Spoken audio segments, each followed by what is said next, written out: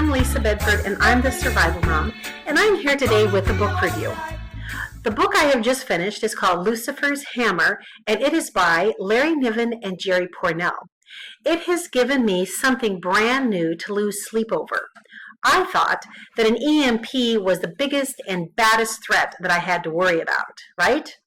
However, what if a comet hit the planet?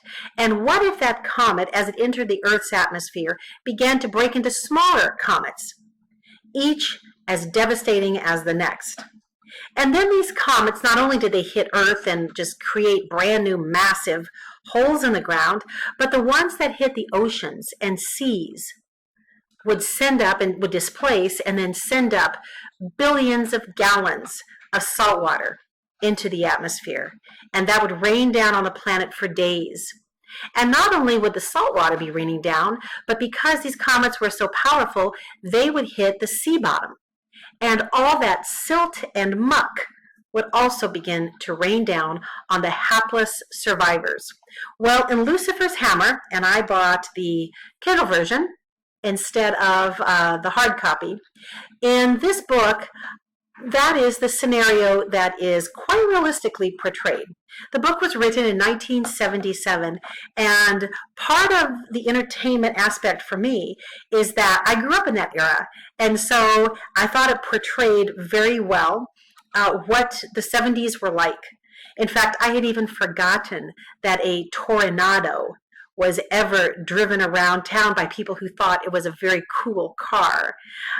It was a little bit like watching a movie that either was produced in the 60s or 70s, or it was like a period piece that was set back then, because over and over again I began to recognize words and phrases that were used at the time, and fashions and fads of the time.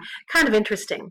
And it was just a reflection of the era in which the book was written.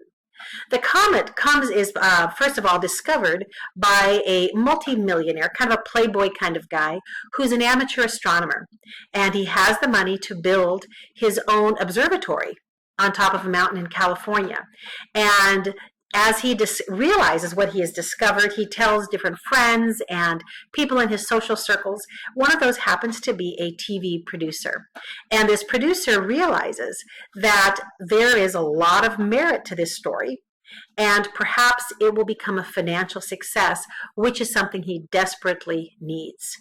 His family is spending a lot of money sending their son to private school, and his wife is spending money, up a storm, and the poor guy lies awake at night worrying about his bills and his income.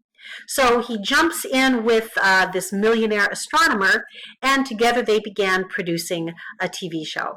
And it really attracts a lot of attention nationwide. But it isn't until that darn comet is only about 3 or 4 days away, maybe from hitting the planet, that anyone, including this TV producer, begins thinking seriously that maybe, just maybe, his life could be in danger. And he begins to do one of those massive, grocery store shopping trips that we hear about, some survivalists and preppers do. And he begins to fill up carts. He begins to make massive amounts of beef jerky. And actually, I was kind of impressed with some of the things that he thought to buy and to do. It doesn't do his wife any good. His son is on a scouting trip up in the mountains, and that has an interesting twist to it. But eventually the comet does hit. Now, unfortunately for the reader, the comet doesn't hit until about 25 to 30% of the way through the book. Up until that point, it's coming. It's like watching, any kind of disaster movie or reading any kind of disaster novel. You know that something big is coming, and you just are ready to scream and say, just get on with it already. And that's kind of how I felt about 20% of the way through the book. I knew the comet was coming. All right, let's get on with it, because the interesting part of the story doesn't really happen until these people are watching this devastation unfold around them. What makes the comet far worse than an EMP is that its ultimate result, in most cases, is the same as an EMP.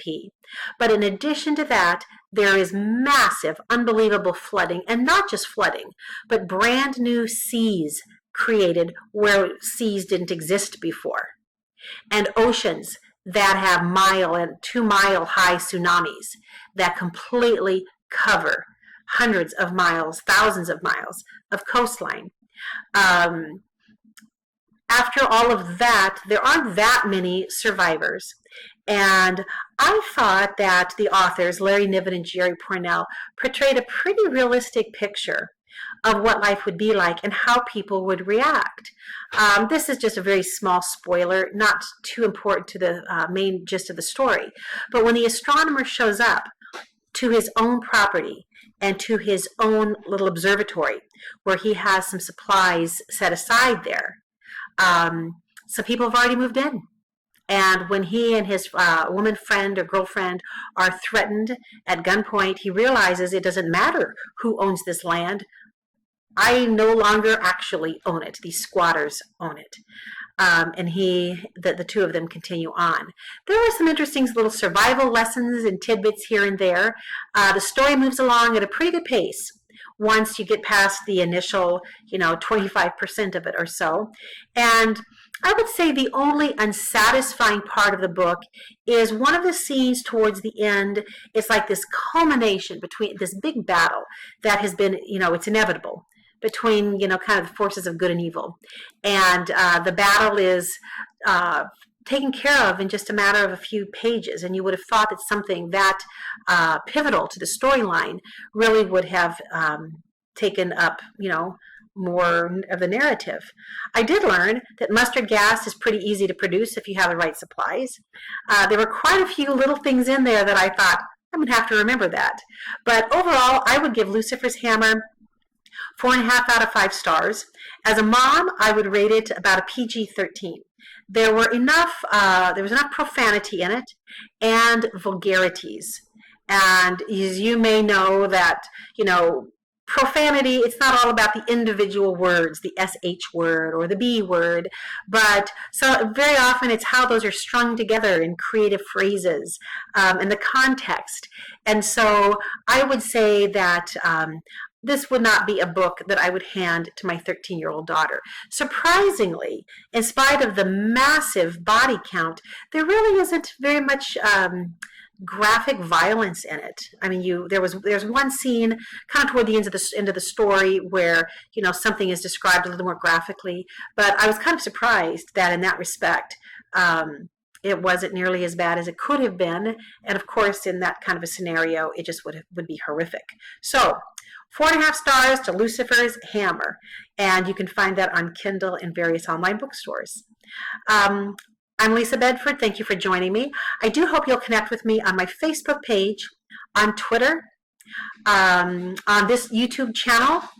My free webinars that are held throughout the month, they are always announced on my blog and my Facebook page. And every once in a while, I manage to spend an hour or two wasting time over on Pinterest. So I will see you the next time around.